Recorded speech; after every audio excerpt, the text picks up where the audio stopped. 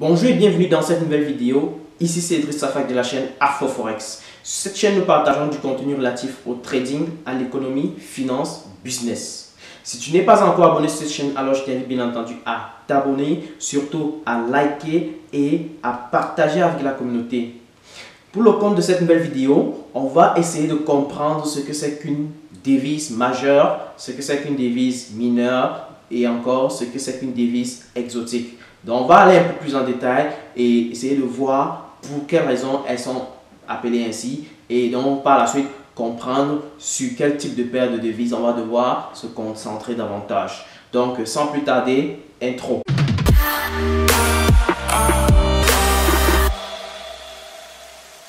Ok, très bien. Donc, comme je disais tantôt dans ce chapitre, on va essayer de regarder ensemble quelles sont les paires de devises qu'on doit trader. Et ici, j'ai intitulé les paires de devises majeures. Ok? Paires de devises majeures dans la mesure où ce sont les paires qu'on va beaucoup plus se concentrer dessus en termes de passage d'ordre d'achat et de vente. Ok? Donc, d'entrée de jeu, vous connaissez déjà la routine. Donc, je publie le lundi, le mercredi, le vendredi. Et je vous exhorte à poser des questions. Et si jamais les questions sont nombreuses, ceci me permettra d'organiser le live le dimanche afin de répondre au max de questions possibles directement. C'est plus facile en interaction dans la mesure où je maîtrise un peu plus le contexte dans lequel la personne qui avait des préoccupations l'a posé et je saurais comment vraiment orienter la réponse. D'accord? Et je vous invite bien entendu à vous abonner et à partager avec la communauté et surtout à cliquer sur la cloche de notification afin de ne pas rater l'une des vidéos qui vont suivre. D'accord? Très bien. Ok. C'est déjà d'entrée de jeu, ce qu'il faut comprendre ici, c'est que il existe trois catégories de paires de devises. D'accord? On a ce qu'on appelle les paires majeures, on a les paires mineures et on a les paires exotiques. N'est-ce pas? Et on va essayer de comprendre au fur et à mesure ce que c'est qu'une paire majeure et ce que c'est qu'une paire mineure et ce que c'est qu'une paire exotique. Donc, commençons par les paires majeures. D'accord? Les paires majeures sont en réalité les paires les plus échangées. Donc, on va avoir ici, c'est les paires les plus échangées sur les marchés financiers. D'accord? Et en général, ce sont des paires libellées en USD. Okay? Ou alors, soit la monnaie de base est en USD, soit la monnaie de cotation est en USD. Et ce sont les paires qui présentent en fait les plus hauts volumes de transactions en termes d'échange. Et ici, on aura en moyenne presque 6 à 7 paires. Le USD4 vient un peu comme... elle est souvent classée par certains comme une paire secondaire, par d'autres comme une paire majeure. Mais au fur et à mesure, elle prend en fait du volume en termes de transactions sur la scène internationale. Donc du coup, moi je pense qu'il faut déjà considérer en fait le USD4 dans la catégorie des paires majeures. Elle est assez échangée déjà. Donc, yeah, il faut potentiellement y penser. Bon, on va se référer pour le moment, naturellement, aux rapports qui sont sortis soit de la Banque des règlements internationaux, ici. Et là, du coup, on va dire que les paires majeures sont tout simplement les paires qui présentent les volumes d'échange les plus élevés en USD. That's all. Okay? Et ici, on va citer en général 6 paires réellement regardées comme paires majeures, à savoir l'euro USD, n'est-ce pas? Le GBP USD, en fait, le pound britannique contre le dollar américain. Le USD CHF, c'est-à-dire le dollar américain contre le franc suisse. Le USD JPY, qui est le dollar américain contre le yen japonais.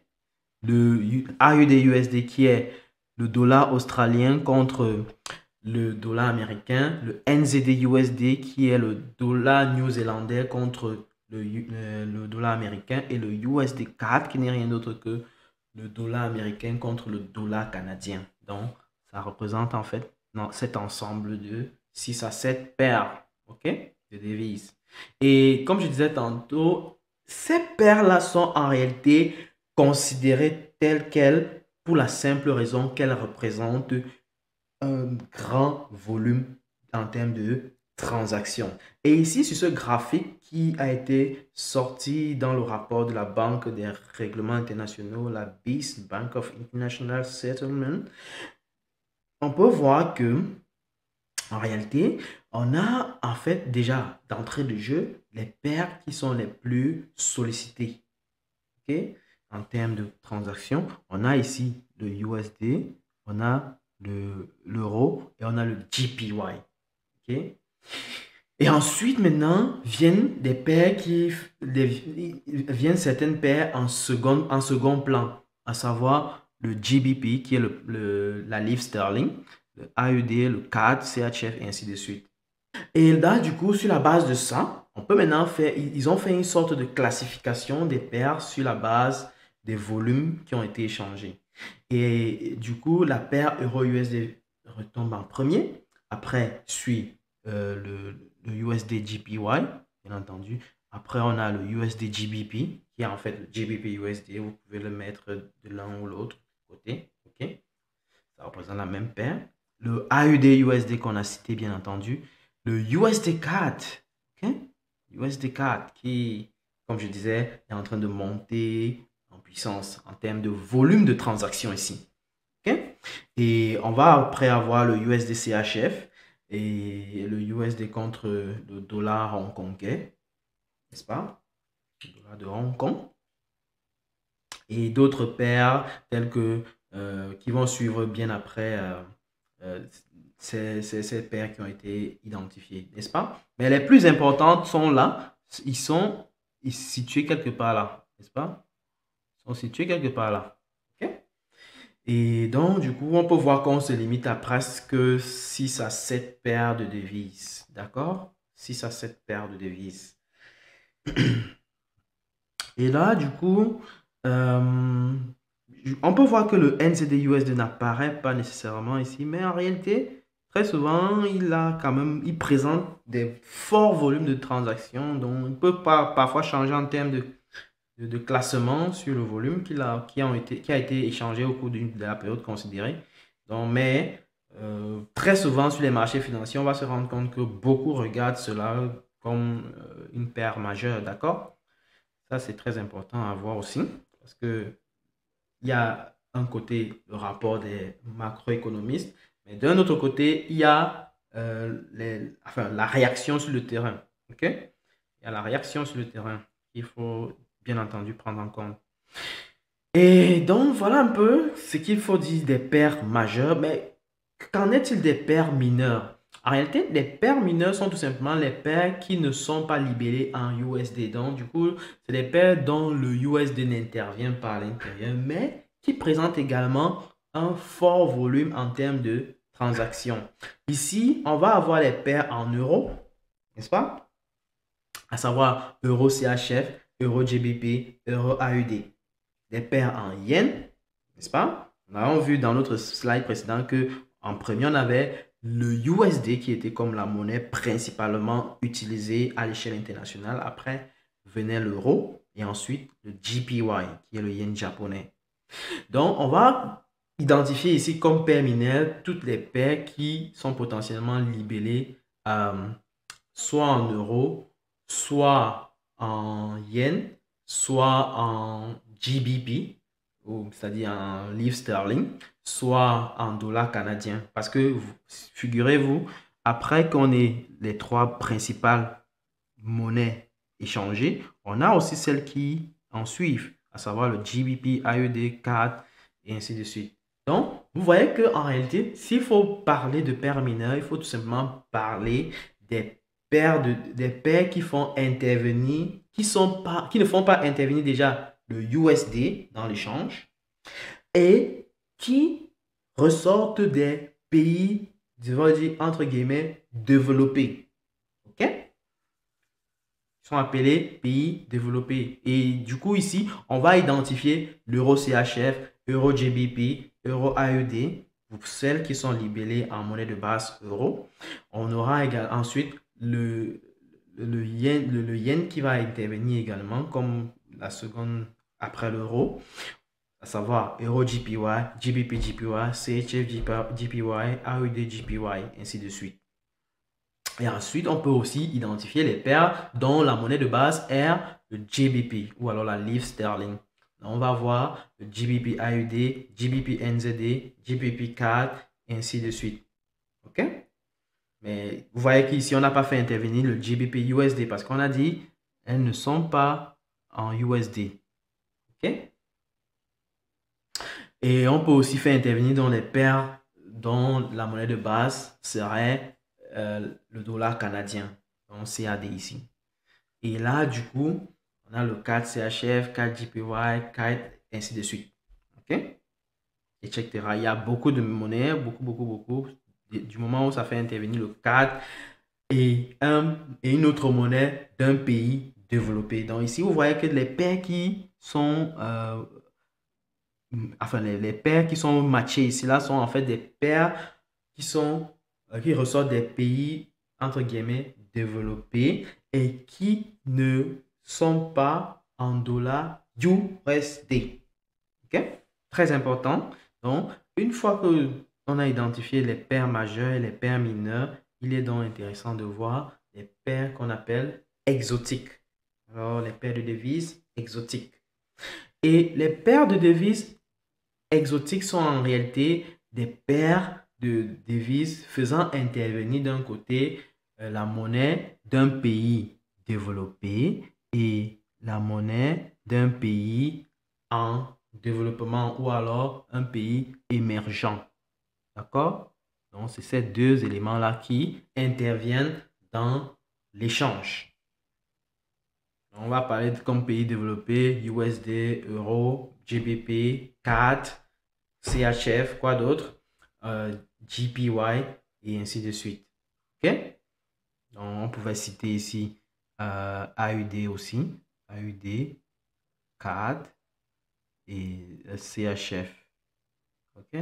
Et pour les pays émergents tels que le Mexique, Turquie, Singapour, Hongrie, Afrique du Sud, ainsi de suite, on va avoir leurs paires de devises qui vont intervenir et matcher donc avec l'une des paires qu'on vient de citer tout en haut, n'est-ce pas? On va avoir les paires du Mexique qui va matcher par exemple avec le USD qu'on va appeler USD MXN ici, n'est-ce pas? Ou alors le USD qui va matcher avec le dollar, avec le rand sud-africain qu'on va appeler USD ZAR, n'est-ce pas? Et, ou alors le dollar américain qui va matcher avec la monnaie, ça c'est la monnaie turque. La monnaie turque, c'est pas ça. Ça c'est la monnaie turque, -Y, n'est-ce pas? Ou alors le dollar américain contre le dollar singapourien. Ou encore le dollar américain contre le dollar hongrois, la monnaie hongroise, disons ça comme ça. OK? Donc, on voit ici qu'on match en fait une paire d'un pays développé à une paire, pardon, la monnaie venant du pays développé et la monnaie venant d'un pays émergent. Donc, ça caractérise en fait les échanges entre les pays développés et les pays émergents. That's all, that's it. Et donc, du coup, voilà un peu ce qu'il faut dire de cette paire de devises. Mais la question est de savoir pourquoi, quelles sont donc les paires auxquelles il faut s'intéresser, quelles sont les paires qui sont les plus faciles à trader, quelles sont les paires qui seraient intéressantes à se concentrer dessus. En réalité, la réponse est simple. Moi, je dirais ceci. Pour un début, n'est-ce pas? Pour un début, il faudrait se concentrer sur les paires majeures et potentiellement mineures. OK? Et maintenant, avec le temps, vous aurez peut-être, avec l'expérience, l'occasion de pouvoir expérimenter les paires de devises exotiques. Déjà, d'entrée de jeu, il faut comprendre que les paires de devises exotiques ont un désavantage parce que les spreads sont élevés. Ça voudrait dire que les coûts à la transaction sont élevés. Pourquoi? Tout simplement parce que ces devises-là ne sont pas assez liquides. Il n'y a pas assez de liquidité disponible. Donc, tu peux acheter un produit et tu te retrouves à perdre parce qu'il n'y a pas une contrepartie nécessairement à la période où tu veux clôturer ta vente ou clôturer ton achat. Donc, il faut comprendre qu'il faut se concentrer sur les paires qui sont beaucoup plus liquides, qui sont beaucoup plus volatiles, n'est-ce pas? Et dont on a en fait, et dont on voit les participants réagir dessus en général. Et sur cette base-là, il faut maintenant identifier les stratégies que l'on peut développer sur ces paires-là, sur l'une de ces paires, ou alors sur un petit groupe de paires, petit ensemble de paires de devises. Et là, potentiellement, pouvoir clarifier en fait nos stratégies sur la base de cela. Ok? Donc, concentrons-nous tout simplement tout au début aux paires majeures et éventuellement aux paires mineures. Ok? Donc, voilà, c'était tout pour ce chapitre où j'essayais de présenter en fait les différentes catégories de paires de devises, à savoir les paires majeures, les paires mineures et les paires exotiques. Et pour résumer, les paires majeures sont les paires qui font intervenir le dollar américain et la valeur d'une des monnaies d'un pays en développement, d'un autre pays en développement. Et très souvent, on va avoir environ 6 ou 7 de ces paires-là. Et en général, elles se caractérisent par leur volume de transaction qui est assez élevé. Les paires mineures vont plutôt faire intervenir les pays développés entre eux, excepté le USD. Donc, le dollar américain n'intervient pas dans ces paires-là. Et du coup, on peut identifier les différentes paires qu'on peut voir sur le marché sur la base de cette définition-là. Et enfin, les paires exotiques ont cette caractéristique-là qu'elles sont exotiques dans la mesure où elles font intervenir la monnaie d'un pays développé à la monnaie d'un pays émergent. Donc, du coup, créer une sorte de manque de liquidité parce que il n'existe pas beaucoup d'échanges. Donc, ça pourrait potentiellement être un risque pour quelqu'un qui s'est investi dans ce type, dans ce type d'actifs-là. Donc, voilà, je te remercie d'avoir participé à cette vidéo et surtout, je t'invite bien entendu à t'abonner, à liker la vidéo si ça t'a plu et surtout à commenter. Dis-moi ça en commentaire, dis-moi ce qui t'a plu ou alors dis-moi en commentaire ce qui t'a échappé ou tu voudrais comprendre davantage. Ça me ferait bien plaisir de le savoir et de pouvoir te répondre. Si tu as besoin de plus de détails, tu peux me contacter en privé. Et là, du coup, je pourrais voir dans quelle mesure on pourrait travailler directement en privé. Donc, voilà. Je te remercie d'avoir regardé la vidéo. Je t'invite bien entendu à partager dans tous tes groupes WhatsApp, tous tes groupes Facebook, bref, tous tes groupes.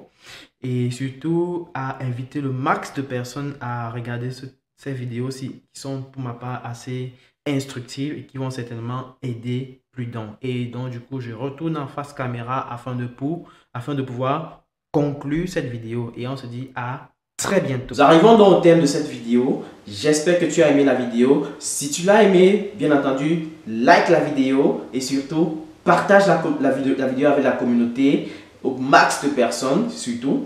Et ensuite, je t'invite bien entendu à t'assurer que tu aies cliqué sur la cloche de notification afin de ne pas rater la suite à cette vidéo. Donc, on va se dire à très bientôt pour une prochaine vidéo. Ciao!